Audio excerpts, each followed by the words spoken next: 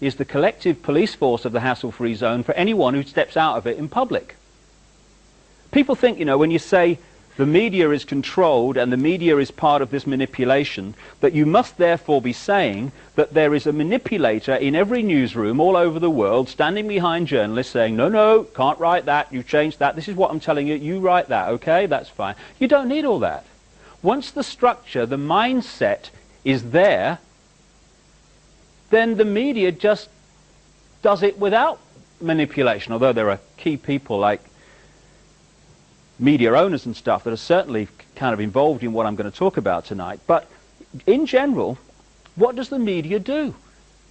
It defends and uses as its point of reference from which it judges everyone and everything the norm in society. In other words, what the hassle-free zone says is reality.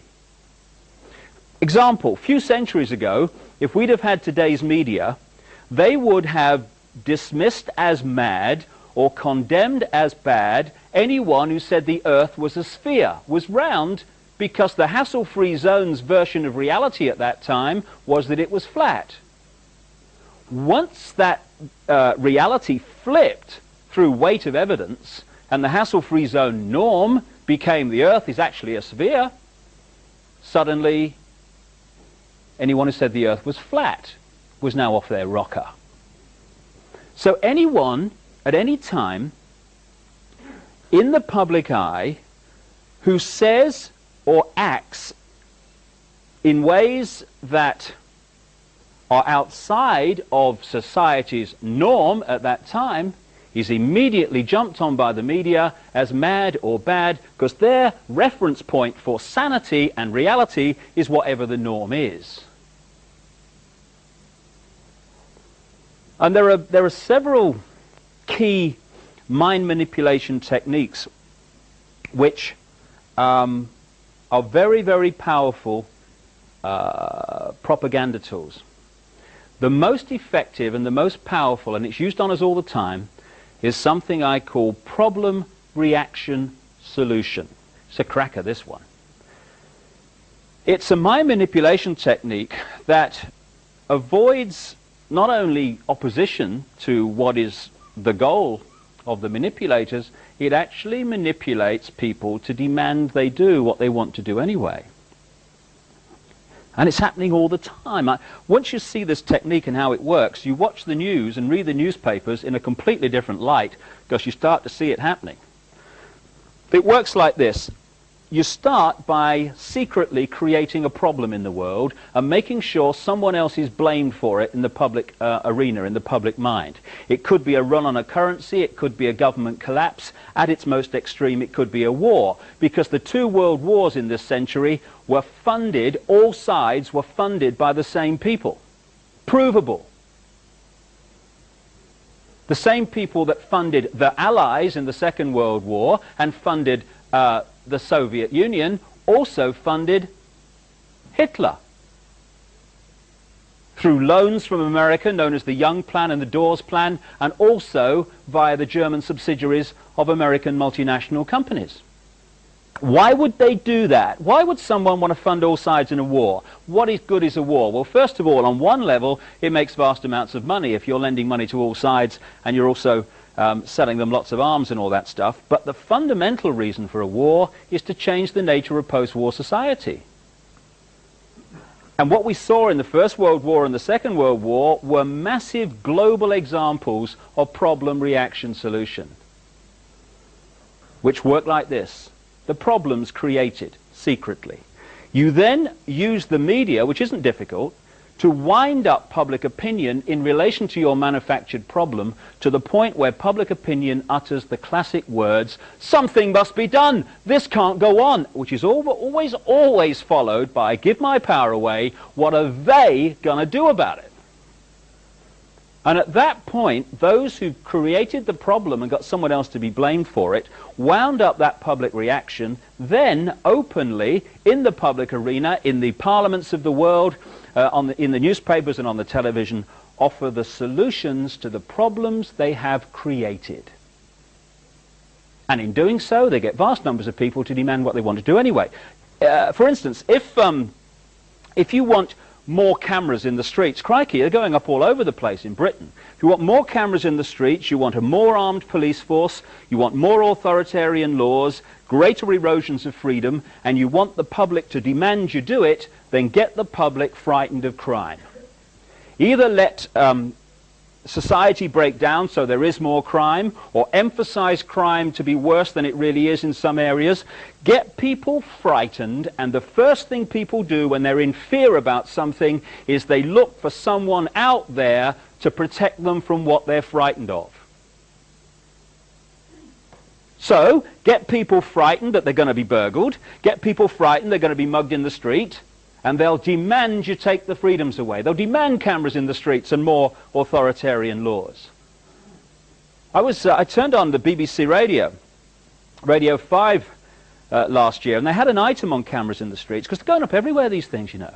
You want money for homeless people? Oh, the economy's not too good, you know, you have to wait for these things. You want cameras in the street? They'll write the check. And this guy was from a council in East Anglia, Norfolk, I reckon.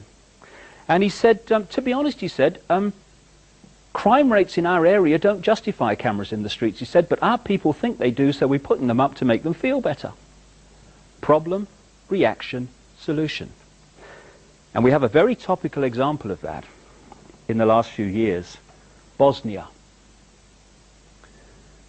The goal of this manipulation, and has been for a very long time, is to get the world population, or that majority of it anyway, to see as a good idea, or the only option in given circumstances that are manipulated into place, the creation of a one-world government to which nation-states would be principalities, administrative units, a world central bank which would administer all financial transactions on the planet, a world currency which wouldn't be coins and notes, it would be merely electronic, cashless society, for which there are fundamental implications for freedom, as we'll see as we go along tonight. A world army under centralized control, with nation-state armies dismantled under the justification of seeking peace, and a microchipped population linked to a global computer, the latter of which sounds bizarre to many people on first hearing, except that we are ridiculously close to it and the technology already exists. So if we take one element of that under problem, reaction, solution, the world army, and relate it to Bosnia. Under this mind manipulation technique, the last thing you want is for the status quo in Bosnia, whatever it is, to be working, because then you haven't got a problem and you're in real trouble.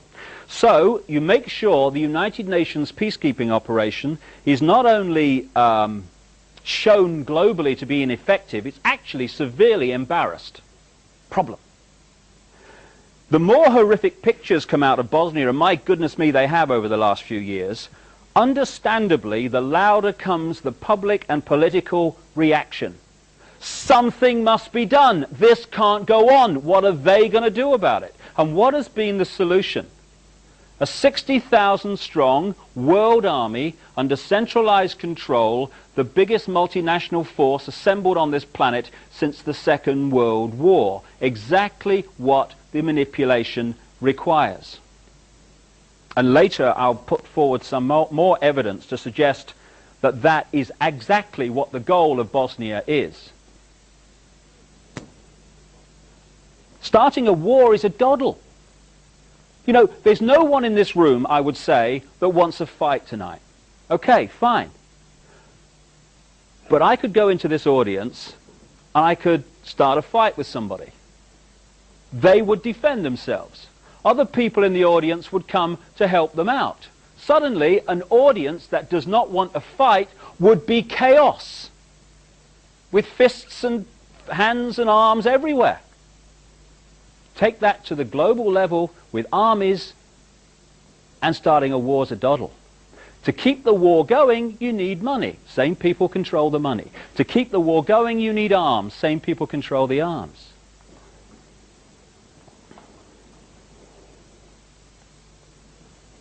The way that this can be done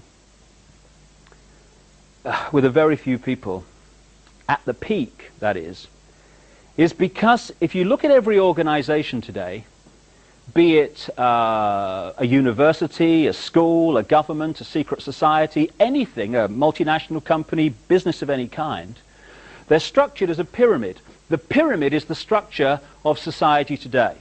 I believe that we're actually moving in this spiritual awakening that's going on now from the pyramid to the circle, which is a very, very different way of people contributing to society. But at the moment we have the hierarchy, the pyramid, which works like this. In any organization, you've got a very, very few people at the peak of the pyramid. That very few people know exactly what that organization's about, what its real agenda is, what it's really trying to achieve. The further you come down from that peak in any organization, you're meeting more and more and more people who know less and less and less and less about what the organization's really about. They only know their part. The CIA call this compartmentalization, keeping from everyone else in the pyramid how what they're doing in apparent innocence links in with what other people are doing in apparent innocence to produce a very sinister pattern. I was talking to a guy who worked for 20 years at the listening station at Cheltenham, GCHQ. And he was telling me that that building is actually structured under this process of compartmentalization. If you work at GCHQ, you have an electronic card which only gets you in that part of the building where you work. You can't get anywhere else. So the only people in GCHQ who know everything that's coming in, how it fits together and what's really going on, what the real pattern is the very, very few people at the top. This is how it works all along. The Freemasons are a classic example of this. When you say that the Freemason secret society is involved, people think that you must be saying that every Freemason wants to manipulate the world to global dictatorship. Utterly ridiculous. Of course they don't. But if you look at the Freemason structure, the vast overwhelming majority of Freemasons in the world, you know, the ones that go down the local lodge and roll their trouser leg up and show their left thing or whatever, you know. Strange. I've always wanted to do that. It'd be a bit of fun. They never get higher than the bottom 3 levels of degree, the overwhelming majority. But in the Scottish rite of Freemasonry, which pervades much of world politics, particularly in America and other areas, there's another 30 degrees above that to the 33rd degree, which the vast majority of Freemasons never get near. And there's another 13 levels not officially accepted to exist, which some people call Illuminati degrees, which at that level, the Freemason secret society is in a different universe to the part where the vast majority of Freemasons exist, right down here. Compartmentalization. This is how it works. So every one of these institutions that control the direction of the world and our daily lives is a pyramid. The banking system is a pyramid. You go into the local bank, the person you meet across the counter won't even know what's going on in the bank manager's office behind them, let alone what's going on at board level and higher. I met a guy only last weekend who'd been in the bank. He's retired now, but he worked for a big British bank, and he worked to a very, very high level in it. And he heard me speak, and he came up to me afterwards, and he said, you know, it's right, you know. He said, because I got very, very high in this bank, but there is an echelon above where I got that no one can get unless they are chosen by this elite few. So the banking system is a pyramid going to a peak. The intelligence agency network in the world is a pyramid going to a peak. At that peak, all the major intelligence agencies, British intelligence, Mossad, the CIA, all these around the world, they're the same organization. Not here, but here they are. The multinational company network is a pyramid. So is the global media, and so on. And there is a global pyramid within which all these work, in which the peaks of all these individual pyramids, banking, business, media, etc., fuse into one peak. And up there, it's speculated by many people, there perhaps may be no more than 13 families, 13 people at the peak, pervading down through these different levels the same basic policy, which is pushing the world towards more and more centralization of power. And within this global pyramid are a series of organizations which, from my experience anyway, most journalists will never have heard of. But working together, they form the core of the secret government of the world. And this is operating well above the level of the Clintons and the Majors and the Coles and so on. Indeed, they are manipulating events to make sure that their people get into positions of power. There is this like cozy little myth that is perpetuated between politicians and the media.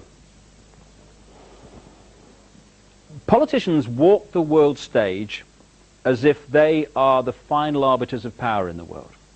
So when a president speaks, the cameras run and it's flashed around the world, prime ministers and such like. The media report the world as if presidents and prime ministers are the final arbiters and decision makers in the world, which means that the people above the level of presidents and prime ministers that really make the decisions, they're never looked at or exposed by the mainstream media because they're not accepted to exist. And yet, who decides who becomes president of the United States or even runs for president? Those who control the money, cuckoo land it is to run for president, and those who control the media. Same people control both. But they decide not only who runs for the Republicans, they decide who runs for the Democrats as well, and so it is around the world. This group of organizations began to be created after the establishment of a secret society in Britain, because Britain's been a real center for this. A secret society called the Round Table, involving a guy called Cecil Rhodes, after which Rhodesia, now Zimbabwe, was named. In 1919, the Versailles Peace Conference, the American members of this Round Table Secret Society, who just happened to be, merely coincidental of course, the main players behind the American government that went in and fought the First World War, met at the Hotel Majestic in Paris with the British members of this secret society, which, yet another coincidence, just happened to be the key members of the British war cabinet in the First World War. And they decided to start to create offshoot organizations which, working together, would constitute the secret government of the world, or a big chunk of it. The first of these organizations was set up in London in 1920, called the Royal Institute of International Affairs, also known as Chatham House. Again, these organizations are pyramids, with most people involved in them not realizing the real agenda. And all these organizations are projected at the world as this term that's emerged over the last 20 years, think tanks, debating organizations. In 1921 came the next in these organizations. The American version of the Royal Institute was known as the Council on Foreign Relations. Now, since 1921, virtually every president of the United States has been a member of the Council on Foreign Relations. The Royal Institute of International Affairs works to control British domestic and particularly foreign policy. Don't matter who's in, Labour or Conservative, same people run the show, which is becoming more and more obvious. And the Council on Foreign Relations in America is there to control and manipulate American, particularly foreign policy, but other policies also. After the Second World War, when we had more centralization of power, because we've had 2 wars in this century now, something must be done, this can't go on, what are they going to do about it? After the First World War, the world was more centralized in terms of power. After the Second World War, it was even more centralized. That was the game, that was the idea, the goal. In 1954 came an organization which today is probably the key organization in this network, called the Bilderberg Group. Bilderberg Group met officially for the first time in 1954 at the Bilderberg Hotel in Oosterbeek, Holland, under the chairmanship of a member of the Dutch royal family called Prince Bernhard, who has an interesting CV. He was, according to many published works, a member of the SS before the war, worked for German intelligence during the war, and then became a major shareholder of Shell Oil after the war. Present chairman of the Bilderberg Group is Lord Carrington, former British cabinet minister and foreign secretary when the mistakes were made that led to the Falklands War. He resigned as the result of those mistakes and was given the job as Secretary General of NATO. Nice work if you can get it. Lord Carrington and his buddy Henry Kissinger come up everywhere. They are two of the super gophers of this manipulation. They're not top of the pyramid people necessarily, though Kissinger is up there. They are people who go around manipulating into place the policies decided, playing one off against the other and such like. The Bilderberg Group, like all these others I talk about, have among their number the top people, and I mean the top people, in global politics. Not Fred Jones, MP for, you know, Margate East or something. Prime ministerial, presidential, ministerial and leader of the opposition level I'm talking about. The top people in global banking, the top people in the global multinational company network, in the global military. The Secretary General of NATO is always there. Indeed, it's a Bilderberg appointment, that post. The top people in the global media. The Bilderberg Group has a steering committee which meets all the time, monthly, usually in Britain, to discuss policy and keep this program going of centralization of power towards world government stuff, which incidentally the European Union is a stepping stone towards. And then once a year it meets somewhere in the world in very strict secrecy and has a big conflab with loads and loads of people from around the world coming in. They try very hard even to keep quiet where they're meeting, never mind what they're actually discussing. And I had a series of amazing coincidences when I was writing the book And the Truth Shall Set You Free, for reasons I'll talk about when I come to the spiritual, which put me in the right place at the right time to see things happen or gather information. And one of those things happened in relation to the Bilderberg Group. Last June, I was invited to stay with a schoolteacher friend of mine in Switzerland. The trip had been arranged for about 6 to 9 months. The tickets had been organized. It was all set a long time in advance. About 5 days before I left for Switzerland, I got a letter, a kind of round-robin letter, from a journalist in America who works for an alternative newspaper and has dedicated his life, in effect, to chasing these organizations, particularly the Bilderberg Group, finding out who's involved, what the agenda is, what they're trying to achieve and stuff. And even he, who does it full-time, often only finds out where they're meeting very late in the day. So I get this letter, and it said, I've found where the Bilderbergers are meeting this year. It's in Bergenstock, Switzerland, and it happened to be just down the road from where I was staying at the time I was staying there. Thank you, universe. So I turn up. It's 3 hotels, 3/4 of the way up this mountain at Bergenstock. $1,000 a night suites. I had a bag of sherbet lemons, as I recall. The Park, the Grand, and the Palace. And it's like summing out a James Bond. I expected, you know, the car chase to come past me any minute, that kind of atmosphere. Mercedes everywhere. And why is it, I wonder, that whenever there's Mercedes around, there's people like that, with shoulders like that, and big double-breasted suits like, and whether they've got bad memories, I don't know, but they've got little name tags on them, you know. It was obviously something was going on and being organized. So I enjoy the atmosphere for a while. I think it's very strange, and I leave. And then I come back on the last of the 4 days they met. What a difference. Now I can't get on the mountain leading up to the hotels because the road is blocked by the Swiss police right at the bottom of the mountain. Across the mountain are military lookout posts. According to this journalist, in the early days there were helicopters all over the mountain surveying the place. This is a private meeting of a private organization attended by many, many of the people we see on the news and in the newspapers every week, and actually have the opportunity to vote for in this democracy that we're supposed to live in. Incidentally, one of the great myths I feel we need to get over is the fact that democracy is freedom. No, it's not. It's a con trick. 50 people telling 49 what's going to happen in their lives is not freedom. Or in our electoral system in Britain, about 35 telling the rest what's going to happen is certainly not freedom.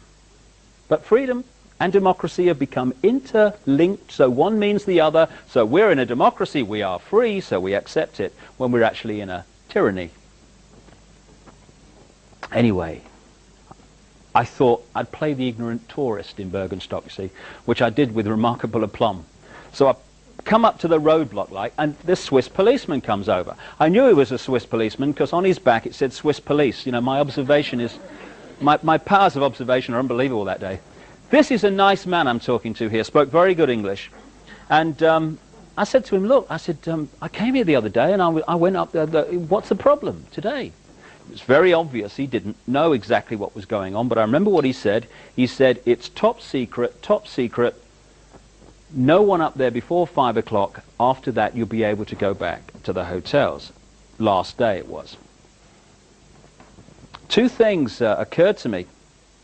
One was the irony that I could have told this guy what was going on up there, and many of the people that were up there, because they're always there, Lord Carrington, Henry Kissinger, David Rockefeller, of the Rockefeller Empire, which is fundamentally involved in all this. Representatives of the House of Rothschild, also fundamentally involved in this, and many of the other key people, like Agnelli, the head of Fiat, and people like that, the big players in the world banking, political, and business network. The other thing that occurred to me is that I was looking into this policeman's eyes, and I was looking at compartmentalization. Because, as I say, this was a nice man. He probably had children and grandchildren. He doesn't want to leave them some global tyranny. But he doesn't know what he's defending. What has he been told? Top secret meeting, no one passed here till you're told. That's all he knows. So although he doesn't want to leave his children, not all of the people up there, because some of them are manipulated too, but what the core of that organization wants to leave his children, he doesn't want to. But he doesn't know what he's defending. So on that one afternoon, he's keeping from the public eye some of the people that wish to leave his children exactly that. We had a situation in Bergenstock where the secrecy was so fierce for a private organization, a think tank, that they brought them in by private plane to a military airfield at the bottom of the mountain, and then flew them behind the security cordon in helicopters. Didn't even drive them up there.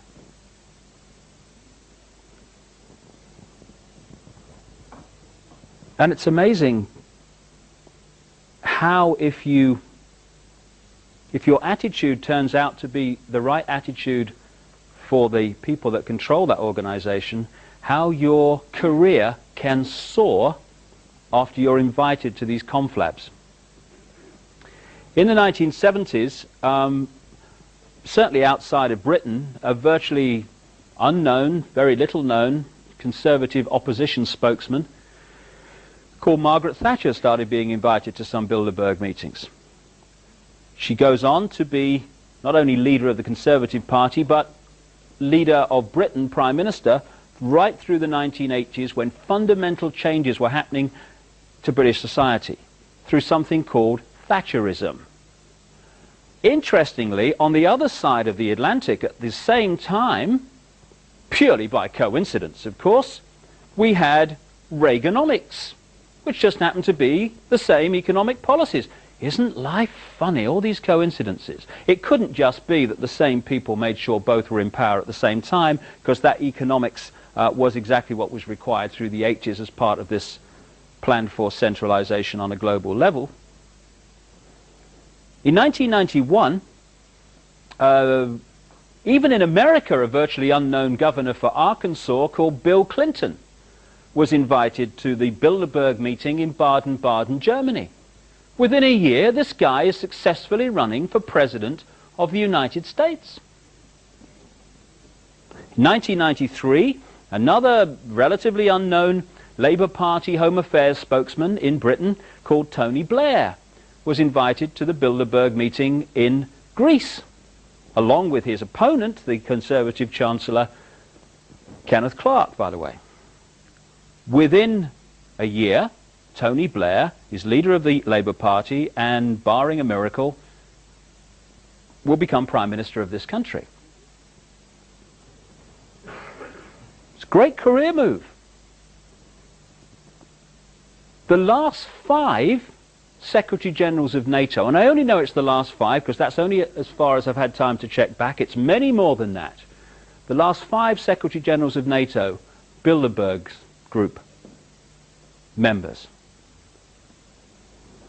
Manfred Werner, Joseph Luns, Lord Carrington, Willy Claes, the present one, Javier Solana, Bilderberger. And indeed, when they were discussing who was going to be the new Secretary General of NATO, it was between 3 people. Javier Solana, Bilderberg Group, Uwe Ellemann-Jensen of Denmark, Bilderberg Group, and Ruud Lubbers, the former Dutch Prime Minister, Bilderberg Group.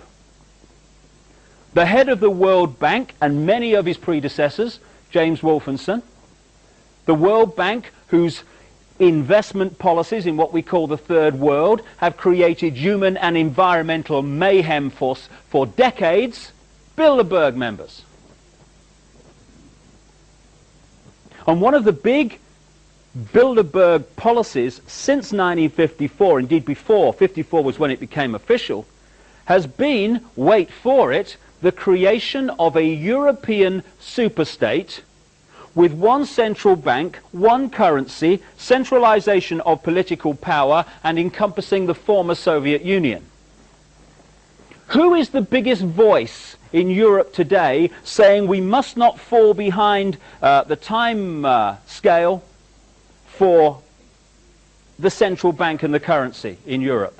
Chancellor Kohl of Germany, long-term Bilderberger, as were many of his predecessors as Chancellor of Germany. Who took us into Europe? Edward Heath, Bilderberger. Who supported him from the Labour side? Harold Wilson, Bilderberger. Roy Jenkins, Bilderberger. Dennis Healey, long-term Bilderberger, was at the first meeting in 1954. Who supported going into Europe and staying in Europe from the liberal, the third party perspective? Joe Grimond, Bilderberger. David Steele, Bilderberger. Paddy Ashdown, Bilderberger.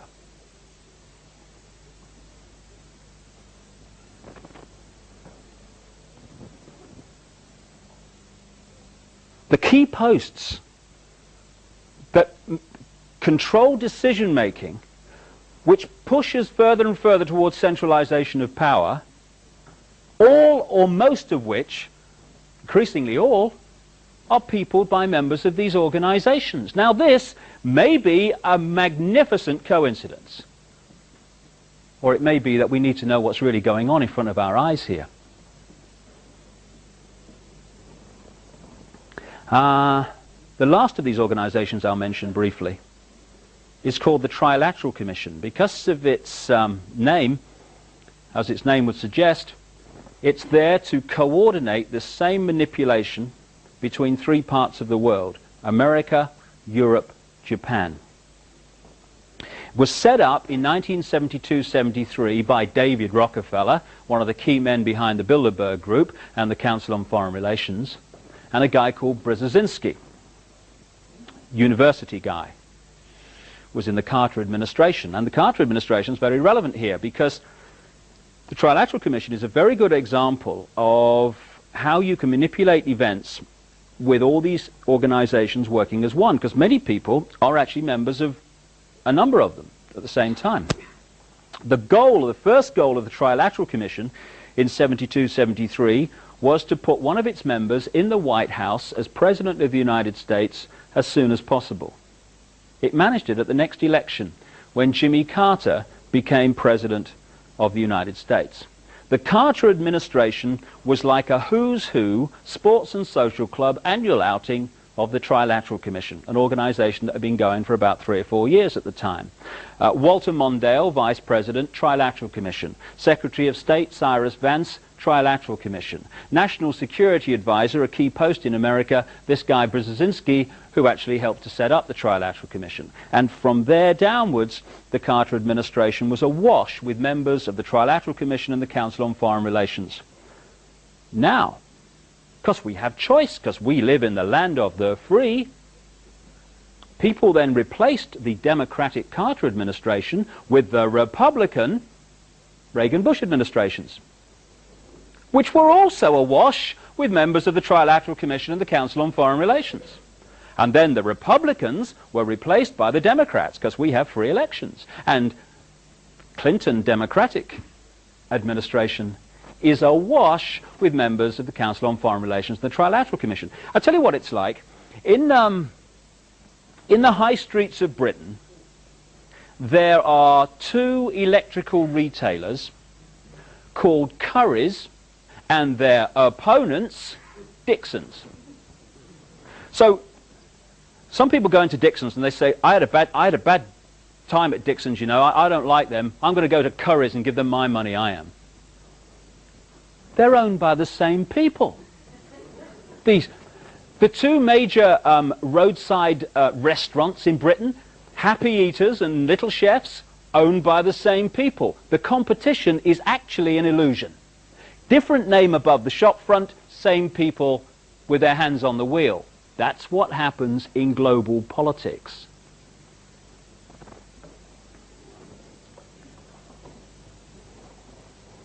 Why, you might understandably ask, aren't we told about this by the global media? Why aren't we told about these meetings which the alternative media can find out about with difficulty, but they can? And the common themes between people who are in the major positions in the world. How people from apparently different sides in politics who argue in public are actually attending the same meetings of organizations with a proven agenda of world government, world central bank, world army, world currency, microchip population. I offer this as a possibility.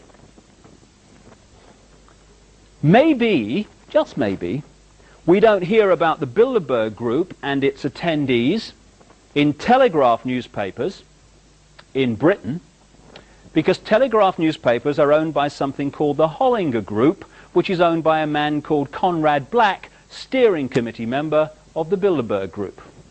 Incidentally, 2 of the people on his board of directors are Henry Kissinger and Lord Carrington.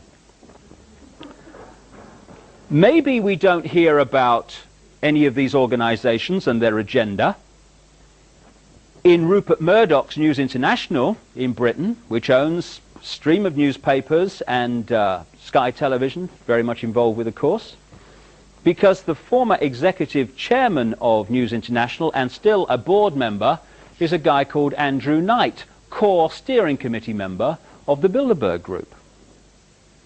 Maybe in America they don't hear about any of these organizations in one of their most influential newspapers, the Washington Post, because the Washington Post and a great long stream of other organizations and publications are actually owned by Katharine Graham, who's owned the Washington Post going back to Watergate and beyond, where they were very much involved, of course, in removing Nixon, because Katharine Graham is a member of the Council on Foreign Relations, the Bilderberg Group, and the Trilateral Commission.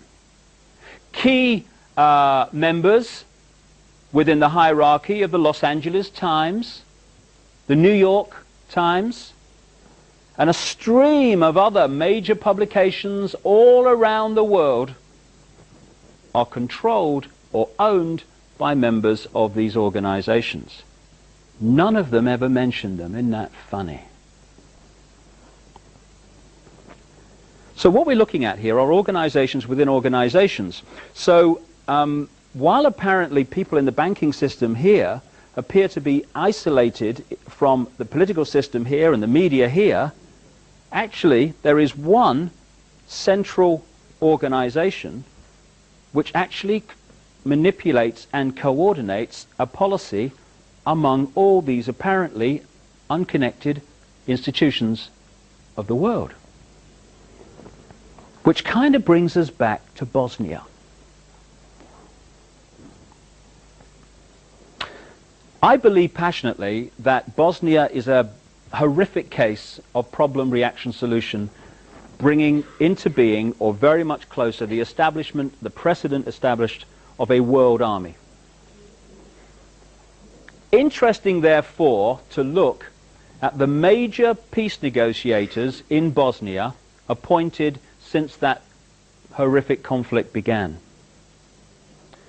The first European Union peace negotiator appointed was Lord Carrington, President of the Royal Institute of International Affairs, Chairman of the Bilderberg Group, member of the Trilateral Commission.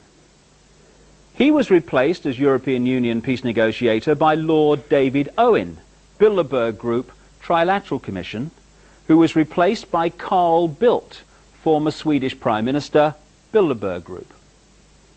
At the same time that they were working on behalf of the European Union in Bosnia, the United Nations peace negotiators, who were working with them, very close with them all the time, were Cyrus Vance, Bilderberg Group, Council on Foreign Relations, Trilateral Commission, and he was replaced by a Norwegian, Thorvald Stoltenberg, Bilderberg Group, Trilateral Commission.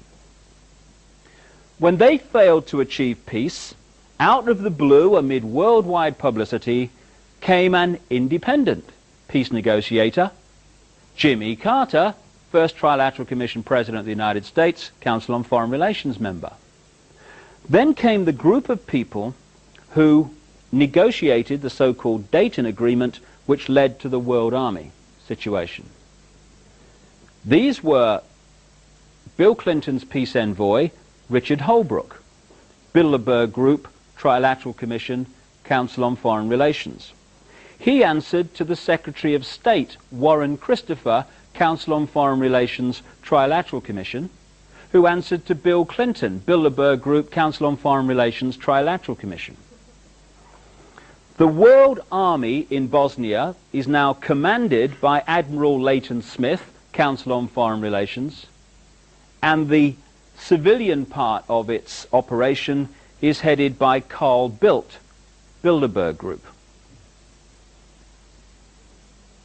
We are looking at a gigantic contrick before our eyes. We don't live in a democracy in this country or in America and these other places. We live in a one-party state where the same force from the peak of the pyramid string pulls all sides. A few years ago, they had a democratic election in America, and what appeared to happen was that George Bush, Republican, was replaced by Bill Clinton, Democrat. But what actually happened? George Bush, Council on Foreign Relations, Trilateral Commission, 33rd degree Freemason, funded by the Rockefellers, was replaced by Bill Clinton, Democrat, Council on Foreign Relations, Bilderberg Group, Trilateral Commission, 33rd degree Freemason, funded by the Rockefellers. We're free, honey. Play the national anthem. One-party state. Different names above the shop fronts, same people control whatever. Which is why, as we all say all the time, it doesn't matter who you gets in, they still do the same. Of course they do. Of course the same people are string pulling the whole show.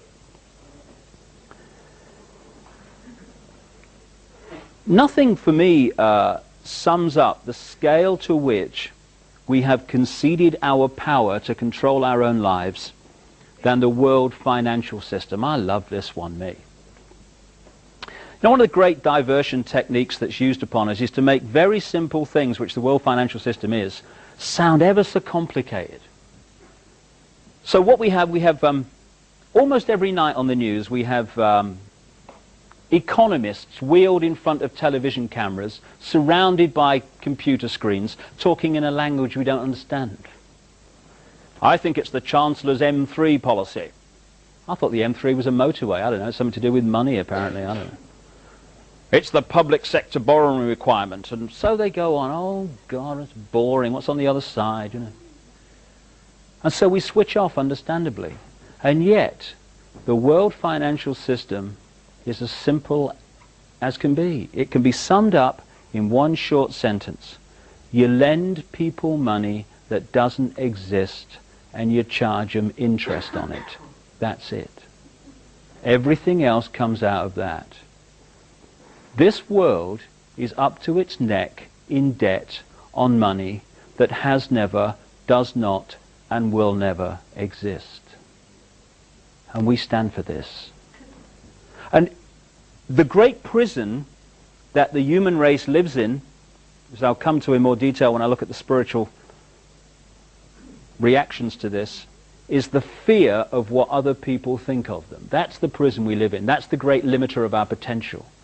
Alongside that, when you ask people, why aren't you really doing what you really want to do with your life? Invariably they say, because I've got to pay the mortgage, mate. Understandable. So, the more you can get people, businesses and governments in debt, the more you can artificially inflate the cost of the basics of life, the more you are pressurizing people to serve your system, be a robot and a clone of it, so that they can earn the money to pay for the basics of life. This is why the world financial system has been designed as a prison. Banks are lending, as a matter of course, £10,000 and more for every £1,000 they actually have deposited. If everyone went to the banks tomorrow and took out what they theoretically have deposited there, the banks would be bankrupt so many times it'd be in the Guinness Book of Records. They haven't got it. So when we take out a loan, well, please tell me, Mother, this is not true. They type in to your account the amount you've flipping loaned. That's all they do. From that moment, you start paying interest on money that doesn't exist. People say, why is the American government trillions and trillions of dollars in debt? Ridiculous. How could it possibly do that? Very simple when you see how it works. And this is how it works around the world as well. One transaction in one day in America. The American government wants to borrow, say, $1 billion more than it's actually taken in taxation. Now it's the government. It could actually print its own money interest-free if it chose to. But of course, if it did that, you're removing massive amounts of power from the global banking system, which is controlled by the same people that decide who's going to be president of the United States. So they don't print their own money interest-free. They issue an IOU to a cartel of private banks known laughably as the Central Bank of America, known as the Federal Reserve System. The Federal Reserve System is supposed to be the Central Bank of America. It is a cartel of private banks. The present head of the Federal Reserve is Alan Greenspan, Bilderberg Group, Trilateral Commission, Council on Foreign Relations, who took over from Paul Volcker, who was there at the time of Reaganomics and Thatcherism. Paul Volcker, Bilderberg Group, Trilateral Commission, Council on Foreign Relations. You get the picture. So they issued the government an IOU to this cartel of private banks for $1 billion. The banks then type into the government's account $1 billion. That's all they've done. From that moment on, the American taxpayer, via the government, starts paying interest on $1 billion. Not only that, this IOU is now legally counted as an asset of the banks, as if they had $1 billion in their hands. So now they can lend another $10 billion to anyone else that wants to borrow it on the basis of this non-existent money. Now they're lending and getting interest on $11 billion, not 1 cent of which has ever or will ever exist. And we stand for this. I hear people arguing that, oh God, it's got to be like this or the system would collapse. Good. Good. Hey, this prison wall's coming down. Get the bricks out, you know. Do a few repairs, you know. I might be getting out of prison here. Perish the thought here. Now, this is not just naval contemplation. This is very, very important to our everyday lives. Because if you take one product, say a food product, and you look at how this system affects the price of it, the farmer growing the food in the field to start with will be borrowing money that doesn't exist and paying interest on it. So the price he charges will have to reflect the fact that he's got to do that. So in effect, what he does costs more. Same with the transport company from the farm to the factory. Now the factory that's processing the food will be no doubt borrowing vast amounts of money that doesn't exist and paying interest on it, and its cost and its price will reflect that. Same with the transport from the factory to the shop, same with the shop. So by the time we put our hand up on the shelf and pull the product off, the cost of that product is massively inflated compared with what it needs to be, because everyone along the line in its production is having to add a little bit to pay interest on money that doesn't exist.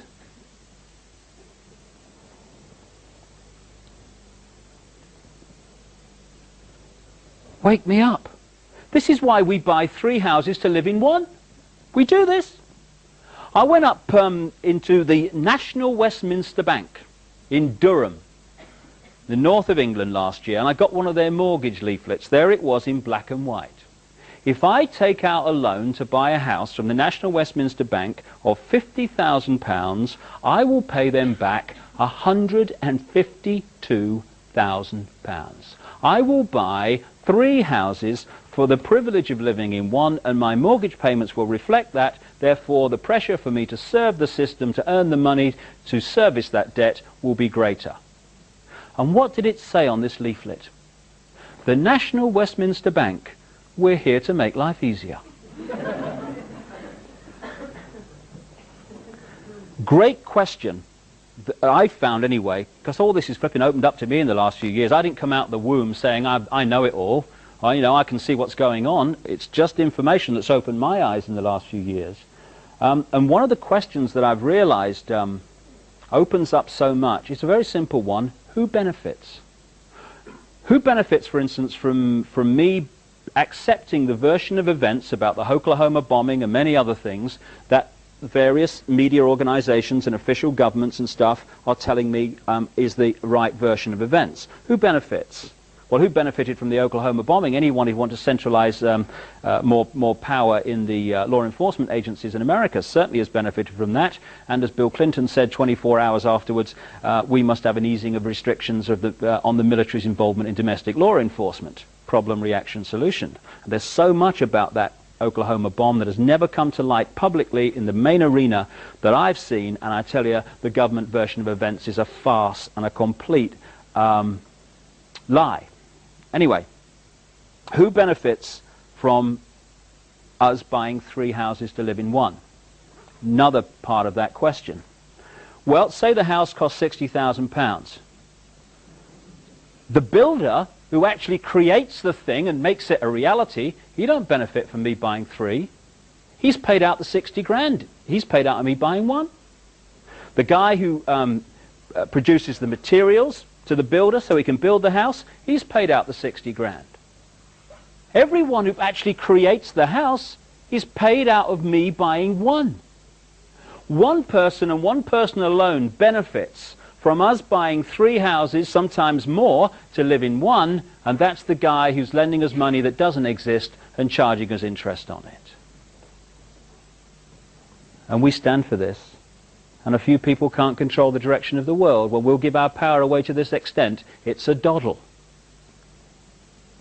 Interestingly, 2 presidents of the United States in the history of that country have suggested and in some small way begun to introduce interest-free money that wasn't borrowed from the banking cartels and interest paid on it. Those 2 presidents were Abraham Lincoln and John F. Kennedy. They have one other thing in common, you might recall. But perhaps the most grotesque aspect of this whole nonsense of interest on money is what we call third world debt. Third world debt has crucified vast tracts of our fellow humanity and continues to do minute by minute.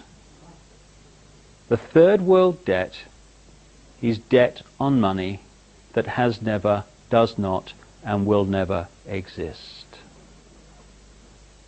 Last time I saw the figures, around 400,000 children in Brazil died from hunger-related disease every year.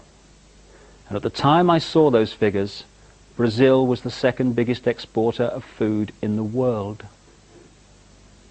And the money received from that export, great chunks of it, were servicing interest on money that has never existed. And as one Brazilian official I was reading about recently said, most of the money that constitutes the Brazilian debt never left the computer systems of Wall Street.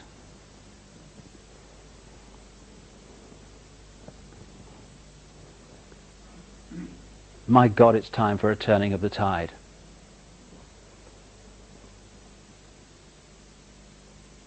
Why can't governments print their own money interest-free and lend it to people interest-free, so we buy one house to live in one house instead of three? So we don't have to inflate the price of everything because everyone's got to service interest on money that doesn't exist. Why? Because it's possible. The will is not there. And why is it that no political party that I've come across anywhere in the world that has any chance of forming a government is actually suggesting that that be done? Because the same people that control the banking system control the political system in the global one-party state.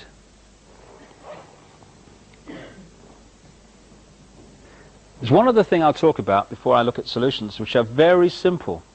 Very simple. And that's the microchipped population. That's the one that probably sounds most bizarre, as I said earlier. But it is so close. We're already microchipping domestic animals as a matter of course. The Queen's had the corgis done. Did you see that? Last year, she's had the corgis microchipped and linked to a computer. Prince Charles, next you watch. Sort him out. Funny. The technique that is being used to bring in the microchip population is another major mass mind manipulating technique. I call it the stepping stones technique. And a very good example of that is the European Union and what they have in America, the North American Free Trade Agreement, which is a free trade area, which is where the European Union started out, if you recall, and also what's happening in another free trade area in the Pacific Australia area known as APEC. The idea is to have the world government, and the bank and all the rest of it, and the next stage down from that will be the European Union, the American Union, which will be this North American free trade area, right the way through the Americas, from North to South America, in an American version of the European Union, and a Pacific version of it. They will be the three next stages down from the world government. And the stepping stones technique is how they're being introduced. If you take the European Union, if you started out at the end of the last war, and what we're heading to now had been suggested, one bank, one currency, centralized control of a superstate, understandably, I know what my father would have said, who fought in that war. Excuse me a minute, can I just have a quick word here? We've just spent the last 5 years with 55 million people killed and many more severely injured to stop that happening. And you're asking us to do it without a bullet being fired. You must be joking. Go and have a cup of tea. So, what the stepping stones technique does, although it knows where it's heading, it does it in stages. It gets away with what it can get away with first of all, and then starts to move it along, and it presents every step as independent of all the others, so you don't see the pattern. So what was suggested after the last war, not a European superstate, because that had no chance at that time, it was the common market, just a free trade area, ladies and gentlemen, nothing to worry about. And by the way, if we don't join, we starve. Little problem like that, you know. Well, we better join then, I guess, you know. So, suddenly, some of the states of Europe start to fuse their economies together in a free trade area. Now we're in the web, because it's suggested very strongly that if anyone pulls out, there will be economic chaos, certainly in the short term. So now we're in the spider's web. So the process then starts of evolving a free trade area into a European centralized superstate. And first we start having commissions which start dictating to nation states. Then we have talk about the central bank. And interestingly, you know, one of the things that was put forward to justify the one currency was the currency chaos in Europe. Like when the pound fell out of the European monetary system after the government had spent a colossal fortune trying to keep it in there a few years ago. Well, you know, this currency chaos, one currency would sort this problem. Interesting, therefore, that the person who attacked the pound and caused that chaos was a frontman for the House of Rothschild called George Soros, a world currency speculator. George Soros, Bilderberg Group. The Chancellor at the time, who spent all that money and eventually pulled the pound out of the monetary system of Europe, was Norman Lamont, Bilderberg Group. Now, when I was talking in Sweden just a few weeks ago, I was talking about this, and some member of the audience in Sweden came up and said, I couldn't believe it when you mentioned that guy George Soros. He said, what happened in Sweden, he said, was before we went into the European community, all the opinion polls were very strongly against going in. He said, then this guy George Soros, Bilderberg Group, started attacking the Swedish currency. The Swedish government tried to defend the currency under the prime ministership of Carl Bildt, Bilderberg Group, and eventually chaos ensued. And a great fear started to go into the Swedish psyche of, oh my goodness, we need protection. What's going on here? We can't stand alone. Even speculators are taking our currency apart. After that, the opinion polls for going into the European community flipped to the majority saying yes, and in they went. So now, stepping stones, we're now in a situation where we are light years away from what we actually joined. Stepping stones. Only now are some people saying, excuse me, have you seen how far we've come? It's interesting that right along the line, as the stepping stones are put forward, anyone who challenges the stepping stones is then manipulated into continuing the journey. I was speaking in Denmark at the time. I was in the Swedish area also, and what they did was had a referendum which voted against Maastricht, against the European Union. They then had another referendum not long afterwards which then said, yes, we'll go in. And as one national newspaper editor in Denmark said to me, he was told by one of the big pro-Maastricht people in Denmark, we're just going to go on having referendums until we get the result we want. That's how it works, because we are in the land of the free. So that's the technique, and it's being used to bring in the microchip population. And the big stepping stone to that is the cashless society. Coins and bits of paper might not seem to be a great defender of freedom, but they are for this reason. If you go into a shop now, or a garage or whatever, and you hand over cashless money, electronic money, a credit card, they put it through that machine. And they say sometimes, oh, I'm ever so sorry, the computer won't accept your card. And if you've paid the bill, you might be a bit surprised, but you've got an alternative at the moment. So you say, oh, well, okay, I'll have to check that out. Okay, I'll pay cash. What happens when there's no cash and that computer says no to electronic money, your credit card or the microchip that is planned to replace it? Suddenly, the computer is deciding, or whoever programs it, what, where, and if you purchase. That's the idea.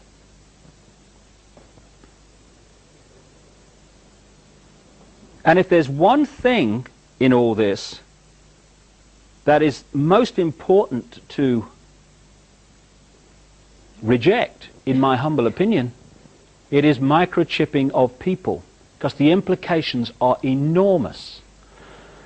Some electronics people who've seen this sort of thing emerging have started to speak out. I've been reading some stuff by a guy in America called Carl Sanders, an electronics wizard.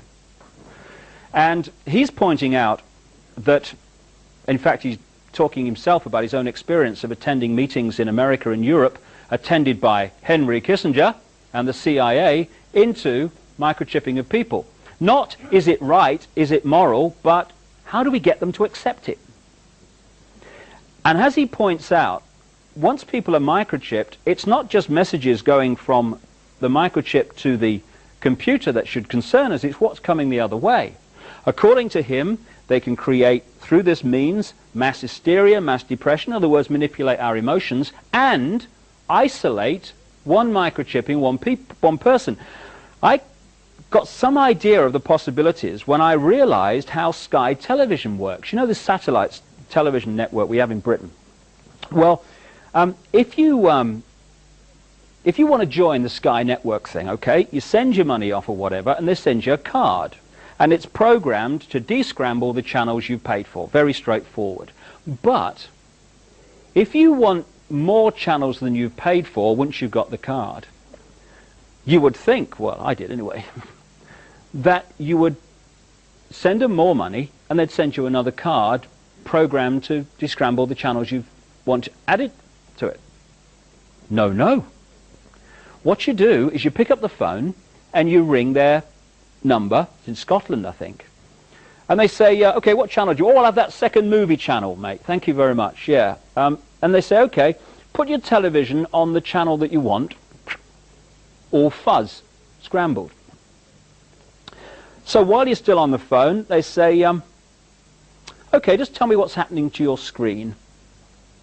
Only the channel appearing before your eyes, that's all. So I thought, how do they do that?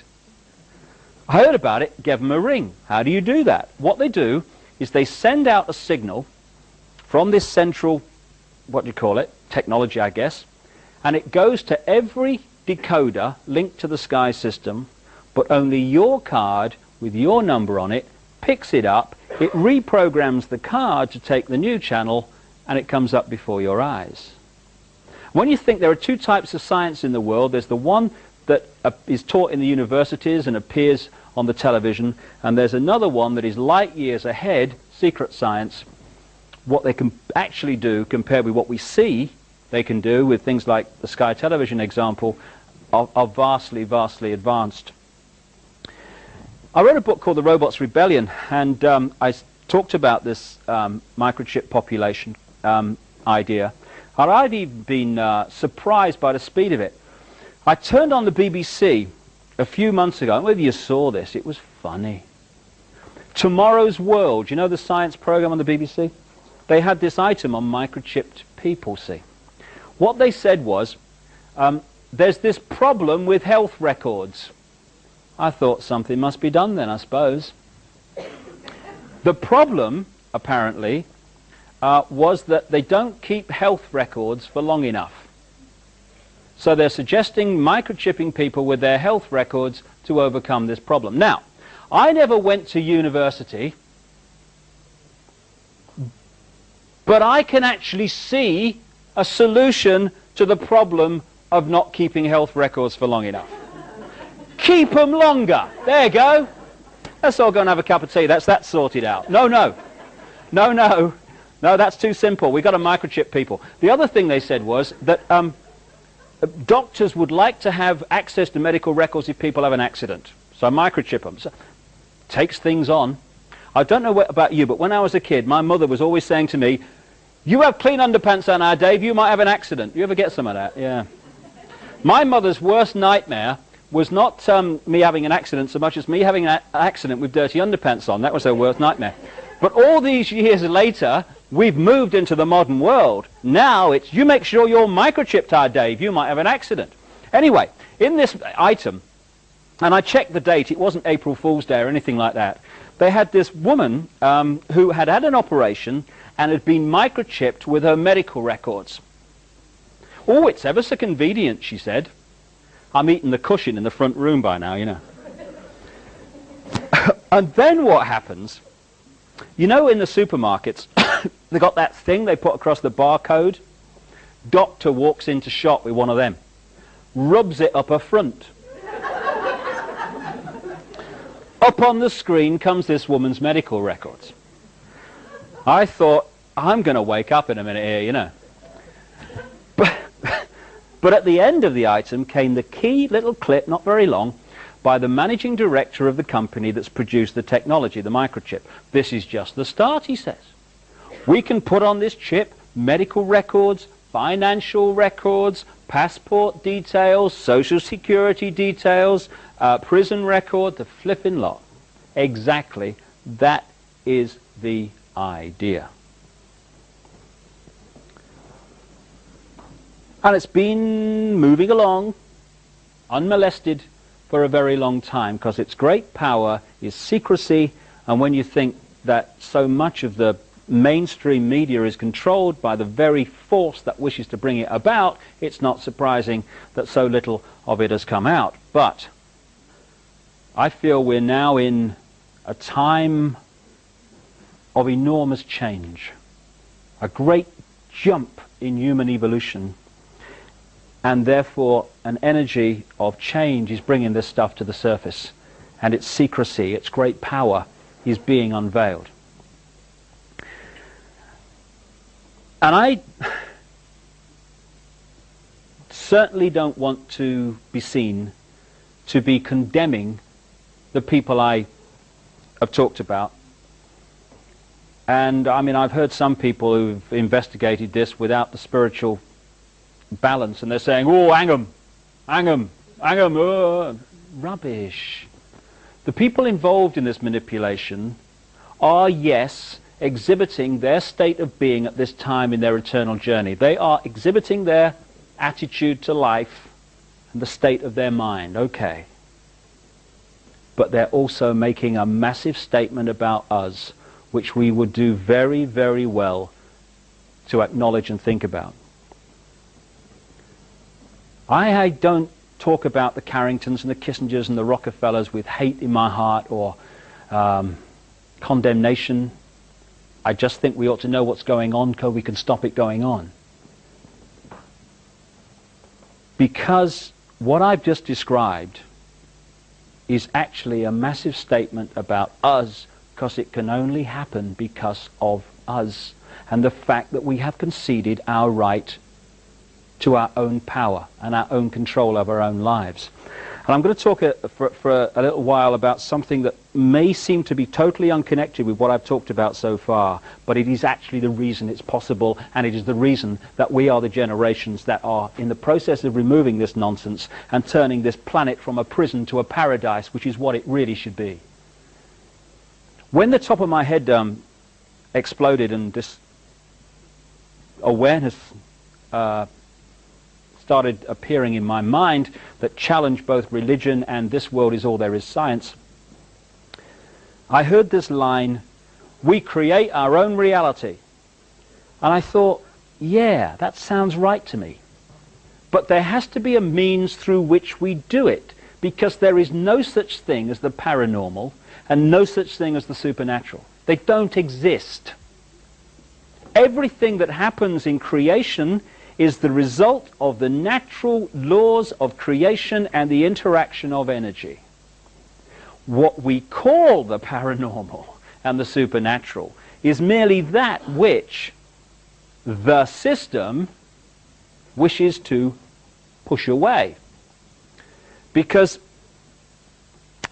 again, I have this word I use sometimes, opposames. Opposames are people and organizations who appear to be in opposition, often appear to be extreme opposition, but actually they're just the same attitude to life with a different dress on. I love the far right and the far left. I love that one.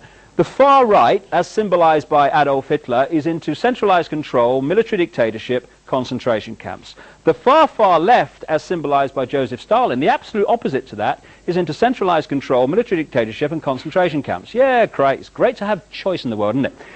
And opposames also applies to religion and science, because they appear to be in opposition, but in one way they're exactly the same. They both survive only through the suppression of knowledge. What we call science, which I understand comes from a Greek word meaning knowledge, and much of our science is an insult to the word knowledge, because it's not about the pursuit of knowledge, it's about the defense of a belief system. You know, it's just another religion, science. Instead of having the dog collar and the long gown, they have a white coat on. It's still the religion. Open-minded science, now that's different. That is in pursuit of knowledge. And more the spiritual and the open-minded scientific are speaking the same language, and that's the way we're going in this decade and beyond. But at the moment, mainstream science is defending a belief system. So it has this law of physics on which it's all based. And this law of physics says, this world is all there is, we're a cosmic accident heading for oblivion, life's a bitch and then you die. Cheers, that's great news. Yeah, thanks a lot, mate. Yeah, it's really good, that.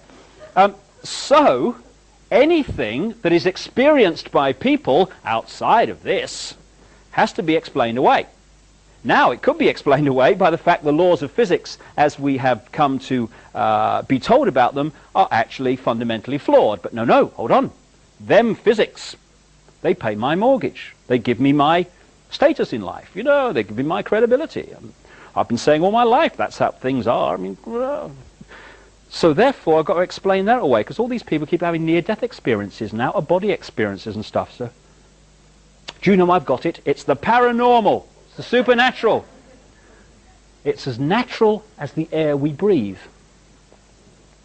And it's in that area, I believe, that we find how we create our own reality, and through that create the reality I've been talking about so far tonight. For me, an increasingly open-minded science, everything in creation is the same energy, and energy is consciousness. They are the same thing. So the energy that is our minds and our emotions and us is the same energy that is every blade of grass and every insect and every tree and every breath we take, every drop of rain. Just as water, clouds and ice are the same substance in very different states of being, so everything that exists in creation is the same energy consciousness in different states of being. We are like droplets of water in an ocean of consciousness, unique and individual, yes, but together forming the whole. We are each other. I am you, you are me, I am everything, and everything is me, same with everyone. And this gigantic, infinite mind we call God, or whatever name you want to put to it, operates on multidimensional frequencies. It's interesting, because of the influence of religion, when anyone talks about kind of the afterlife, we look up. Have you noticed that? On the flaming roof or something, I don't know. Want to go to heaven? Get a ladder. You know. But for me, an increasingly open-minded science, creation is actually broken up into wavelengths, frequencies, sharing the same space. All the radio and television stations broadcasting to this area are occupying not just the space around my body, but the space my body is occupying. We're on different wavelengths. Therefore, one radio station, unless it's very close in its frequency to another, operates in complete oblivion of all the other wavelengths. Everything that exists in creation is sharing the same space that our bodies are occupying and our minds are occupying. What is that line we hear? The kingdom of heaven is within you. Everything that exists is within us. So when our consciousness, thinking, feeling, emotional us, that part of us that is eternal, enters the physical body, the genetic spacesuit as I call it, to experience this physical life, this three-dimensional frequency, world, dimension. We are not a blank sheet of paper. We are already unique. The unique sum total of all our experiences. And I've noticed this with my boy, Jamie, who's 3 now. Because my mind's been open to this in the period he's been alive, I've watched him develop. And he has manifested his own unique character, what he finds funny, what he finds fearful, all these different things without any outside influence. Because he wasn't born into this world as a blank sheet of paper. He was born unique. We're all unique. This uniqueness is broadcast out as a magnetic electrical pattern. For me, everything that exists is magnetic electrical energy. So, when people talk about hands-on healing, you get, it's the devil, or, bloody strange, mate, load of rubbish, mumbo-jumbo. What is hands-on healing? It's not faith healing, it is the passing on of electrical magnetic energy from one person to another. It's kind of interesting. I was reading a book recently called Where Science and Magic Meet, which was showing the scientific basis of the so-called paranormal, and it was pointing out that of the 285 standing stone circles in the United Kingdom still remaining, 235 are on the same types of rock, and they're all on or close to faults in the Earth's surface that produce a certain electromagnetic field. Because the ancients didn't know what they were doing, did they, you know? Because we're state-of-the-art now. So we're putting out this magnetic pattern which is unique to us. It is our sense of self. It is our sense of reality. There's an American comedian called Bill Hicks who summed up my whole attitude to life and everything really and what I'm talking about here in a wonderful line. He said, matter is merely energy condensed to a slow vibration. We're all one consciousness experiencing itself subjectively. There's no such thing as death.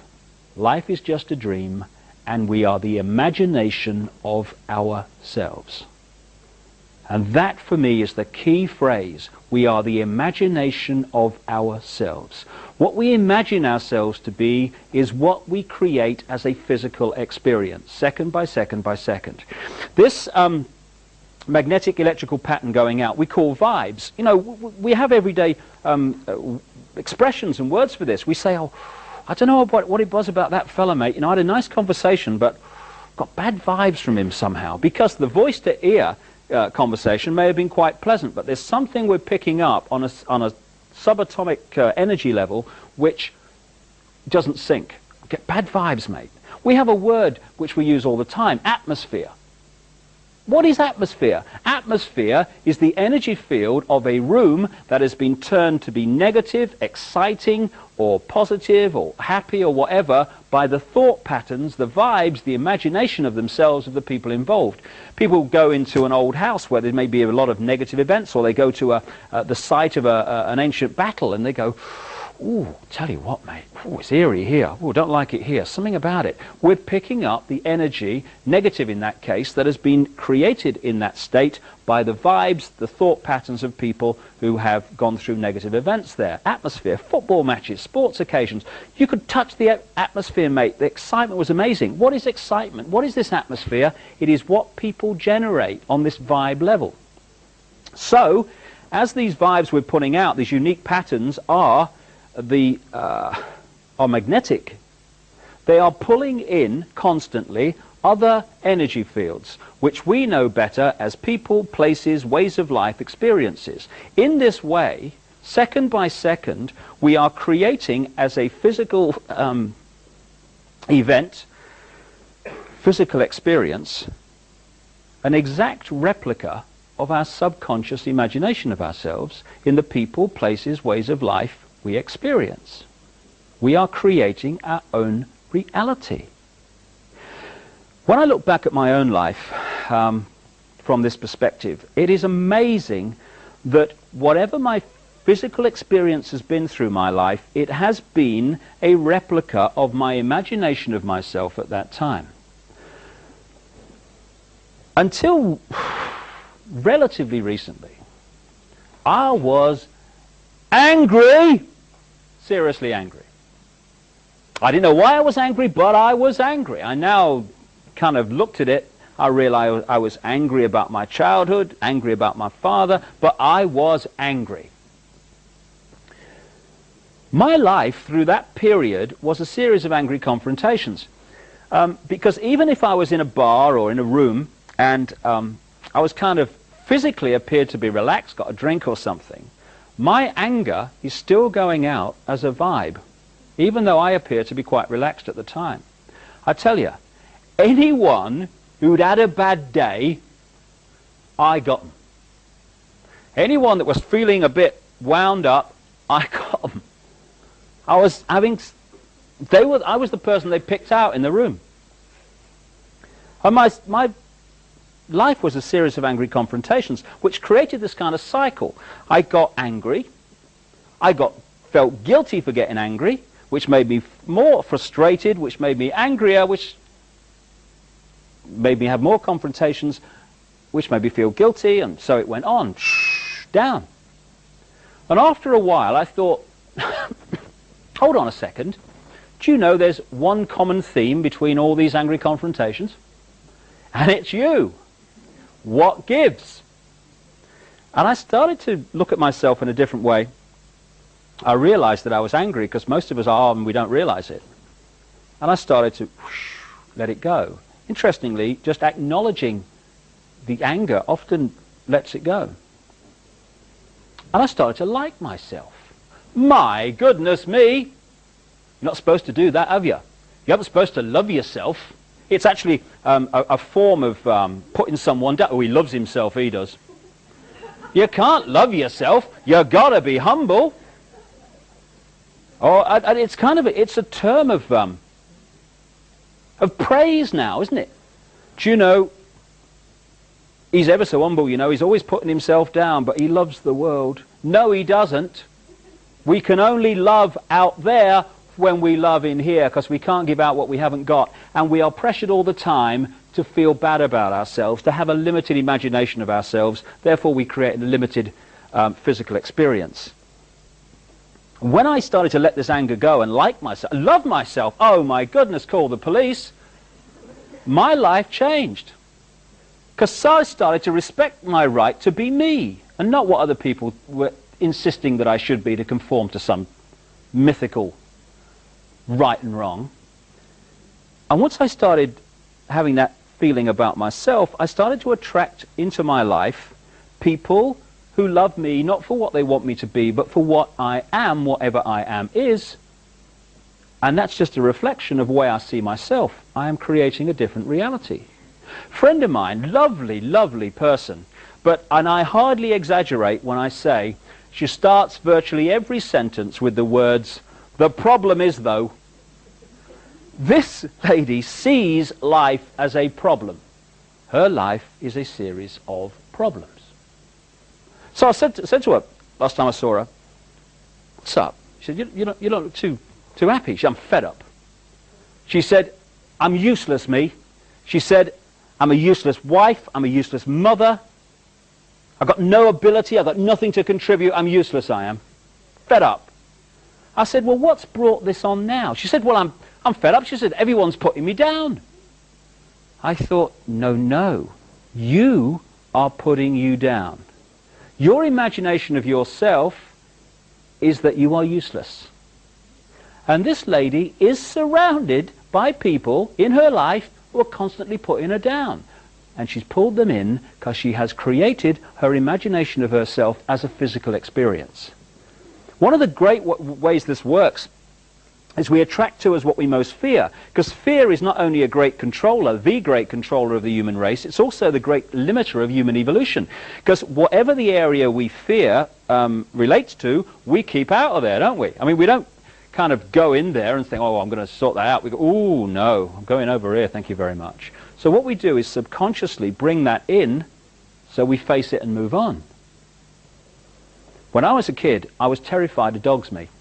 Terrified of them. I lived in this big council estate in Leicester. It was over here. Over here were the shops, and there was a bit of green between them. You know, like a common, you know? Whenever I walked across that common, I'm surrounded by them.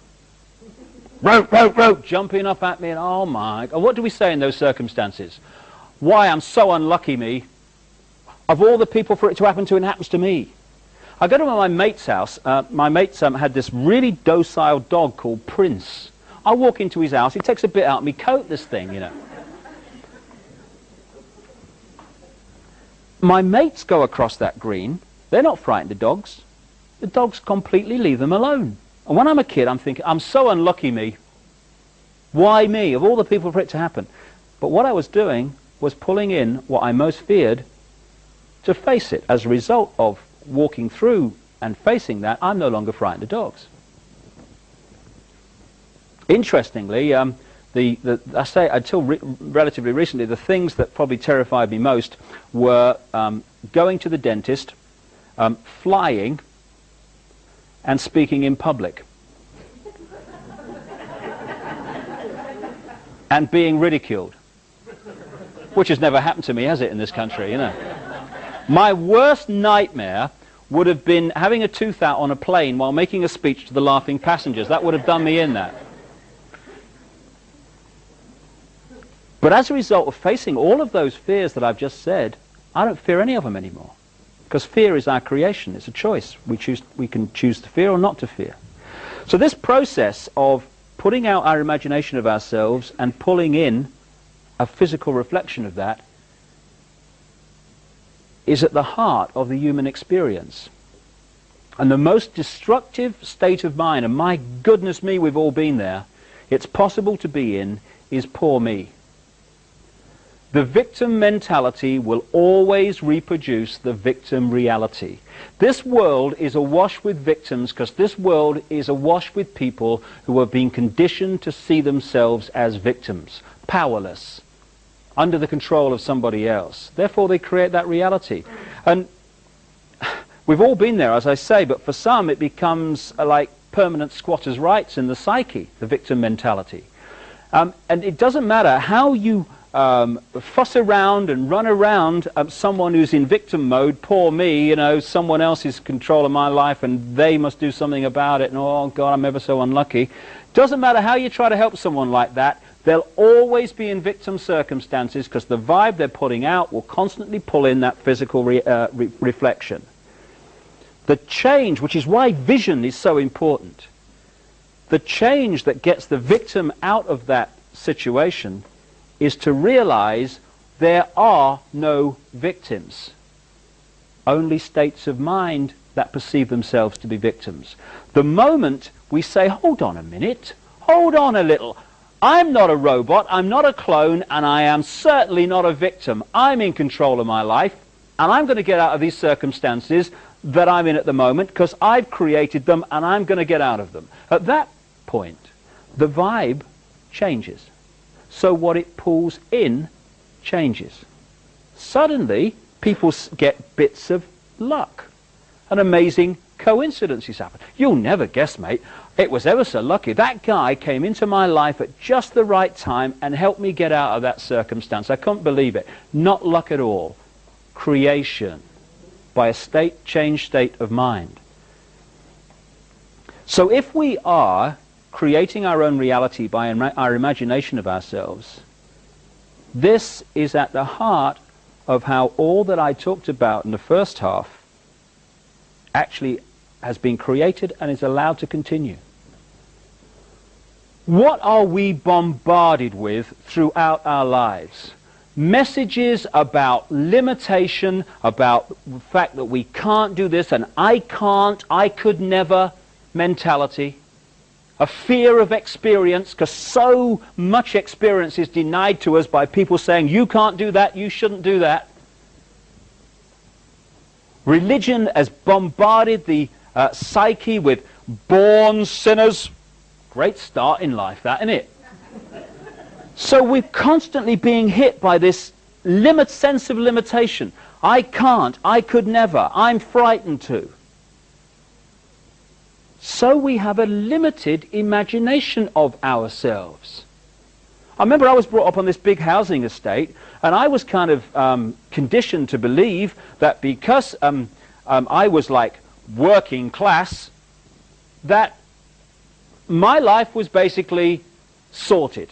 Because there were two types of people in the world. There was us and there was them, and as I was an us and not a them, that was fundamentally important and at the heart of where my life would go.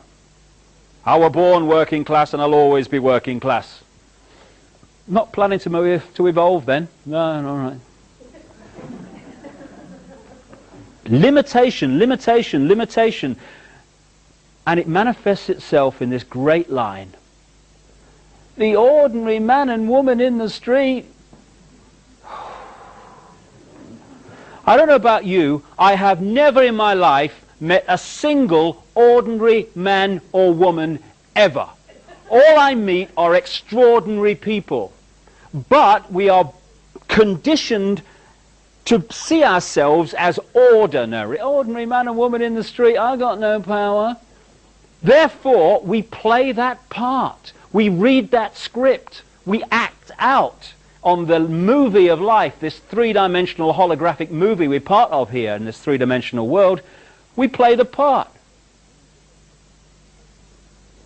And therefore we live that reality. Limitation of I can't, I could never, I'm ordinary. So we set up the circumstances in which those who see themselves as ordinary can be manipulated by those who realize the game. What I've sort of seen in this hassle-free zone that I talked about at the start, the hassle-free zone is also a pyramid. I was kind of interested to be invited last summer to the memorial service for the British comedian Larry Grayson, who I knew quite well for a short time. Very funny man. Something was said at that event which really sums up what I'm saying. Larry Grayson alone was a unique man, because the man who left the dressing room was the man on the stage when the curtains opened. There weren't two Larry Graysons. I remember him saying once, anybody watching this kind of video in another country, I'll give you an idea of Larry Grayson. He was I saw him once on a stage. He said, you know, last week, he said, I was all stiff down this right-hand side. He said, it was here. Ooh. He said, you know, this week, he said, I'm all stiff down this left-hand side here. He said, I can't wait till next week, can I, you know? Oh, she's got it, look. Anyway, that's Larry Grayson. Great guy. Another comedian, Roy Hudd, did a presentation of Larry's life at this memorial service, and it overwhelmingly took the form of a story that Larry Grayson had told him of something that had happened when he was going round the variety halls of Britain years and years ago. And Larry was saying that he was in this all-male show, see, and there's one woman in it, and that's Larry Grayson dressed up, because he used to do that sort of thing, you know. And he said the producer of this show, he says, was very patriotic, he said. So the big finish was Rule Britannia, you know. Rule Britannia, Britannia rules the waves. Past the sick bag, you know. And actually I said that in Portsmouth the other week, didn't go down well at all. Anyway,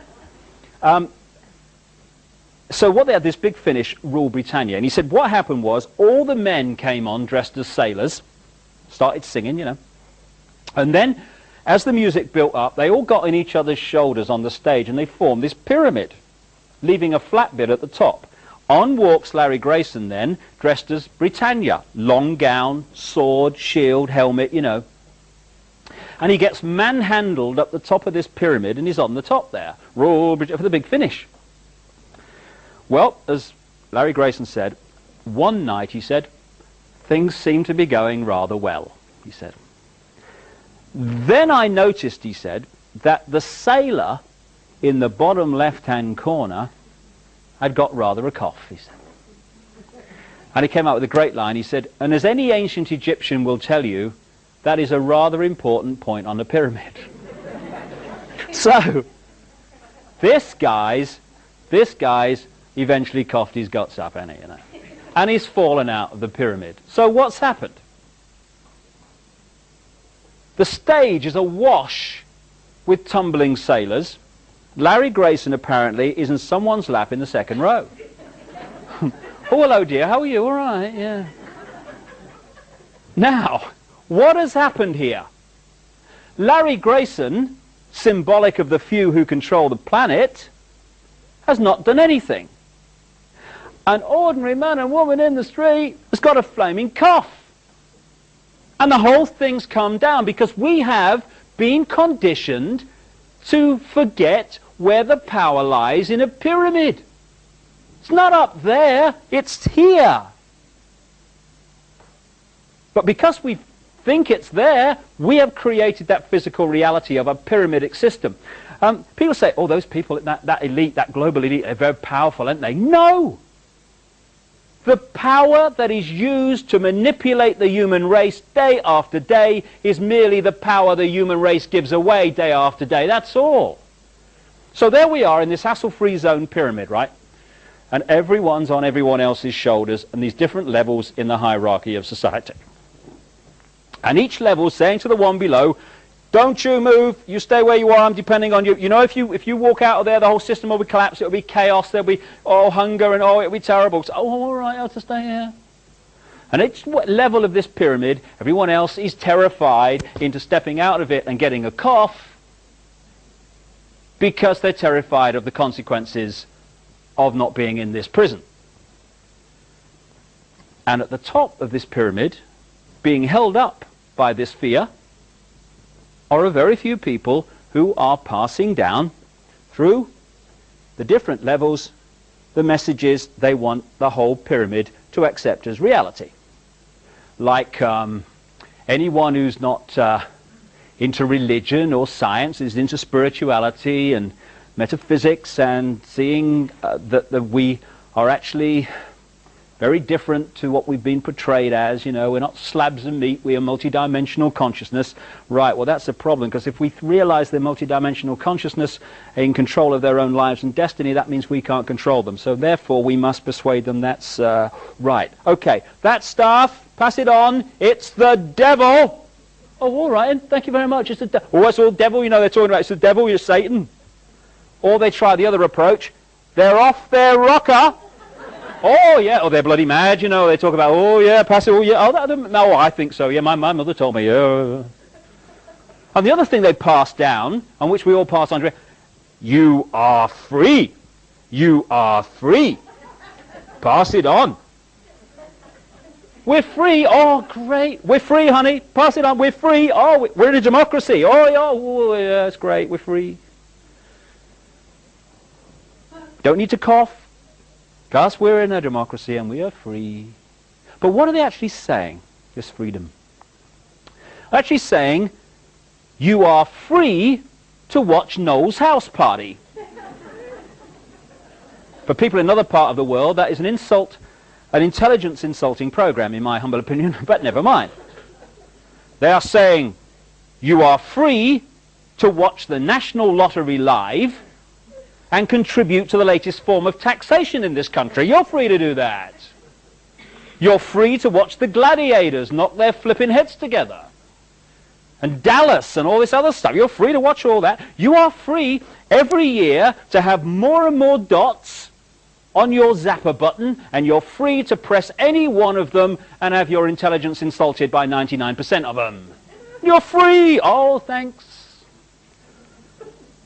But you are not free to say what you really think without hassle. You're not free to be what you really are and express what you really are. You're not free to live your life as you see fit if it is outside the manufactured norm. You're not even free to live in one house and pay to live in one house. You have to buy 3.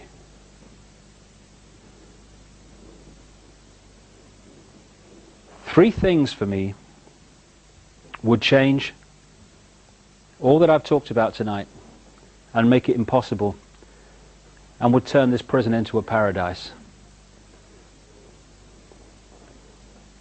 It doesn't take one new political ism, not one smoke-filled room,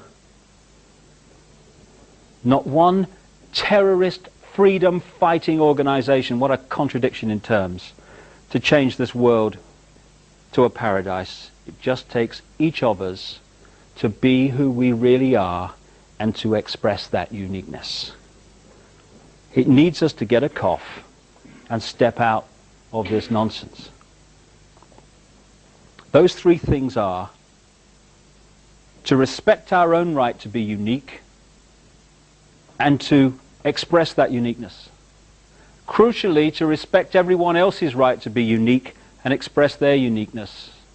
And thirdly, that no one ever seeks to impose what they believe on anyone else.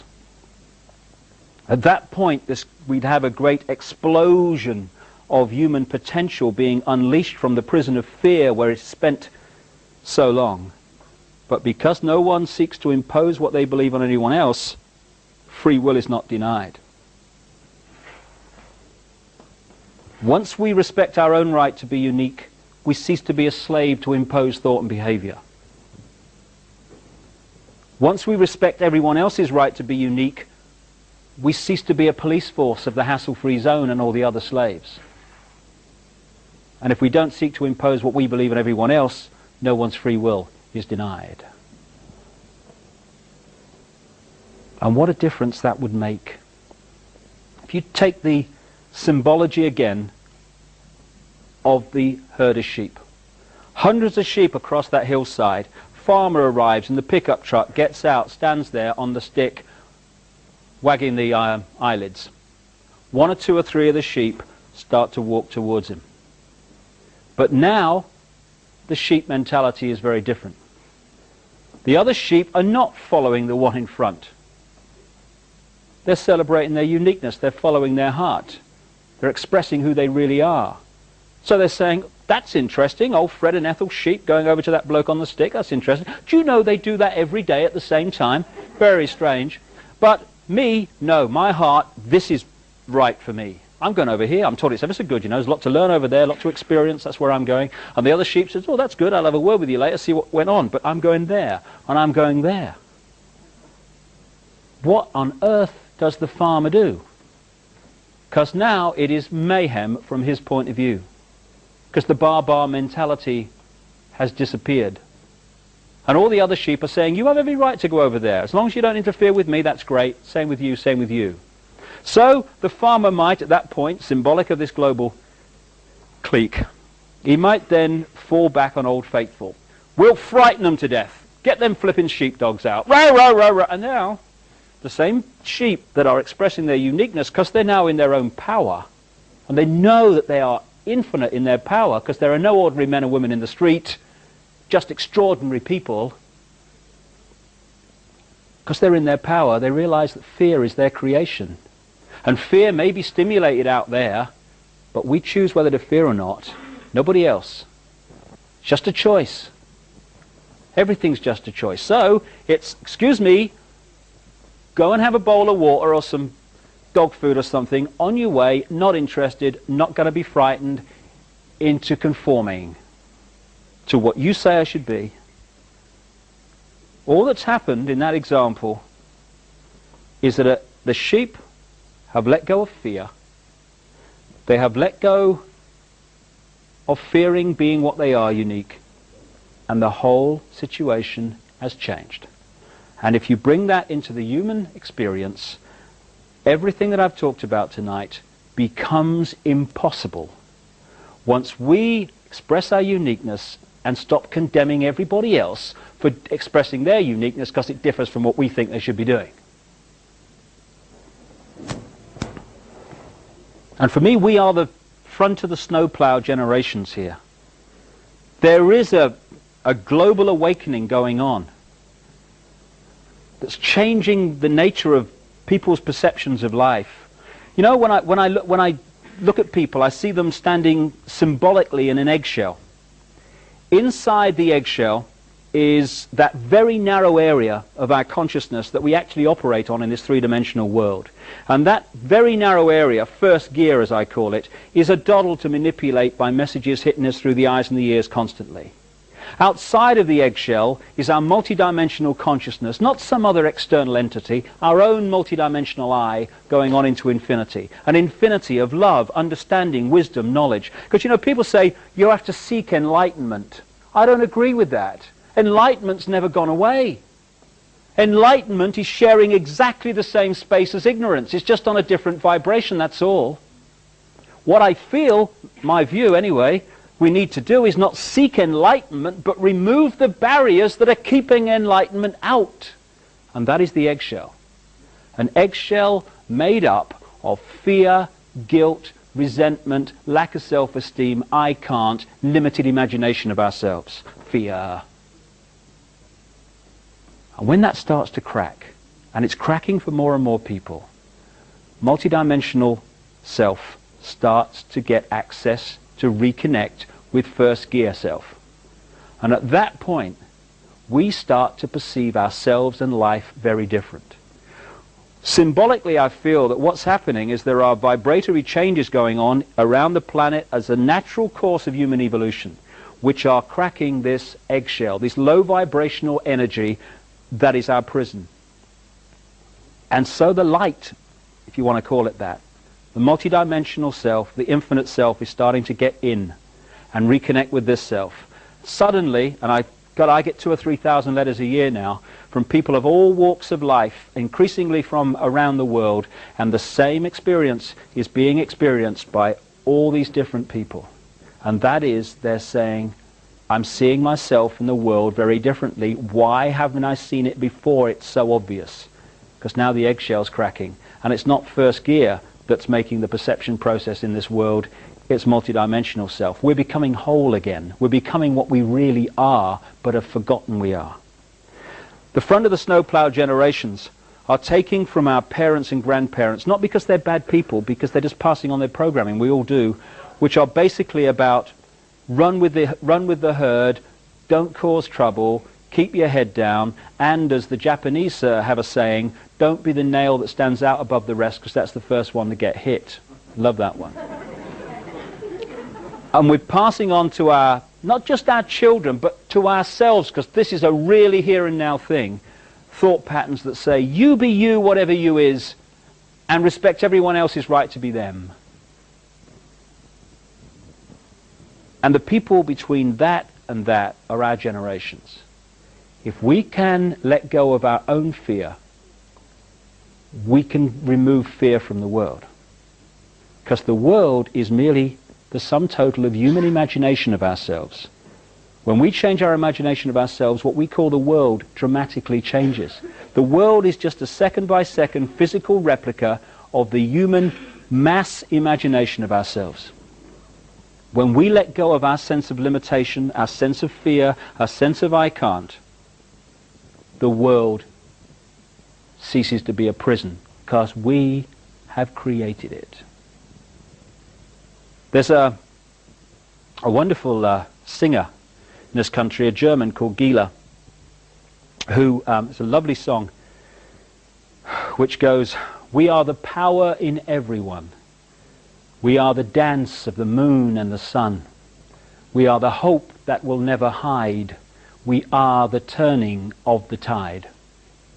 If we can turn the tide within ourselves, from freedom or to freedom, from fear, then we turn that tide outwardly in the planet. And all it is, like everything else, is a choice. A choice between fear and love. That's all it is.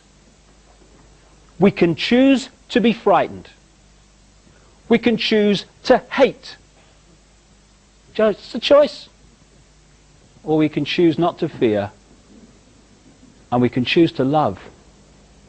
Not love on the basis of I love you if I fancy you, darling, but I love you because you exist.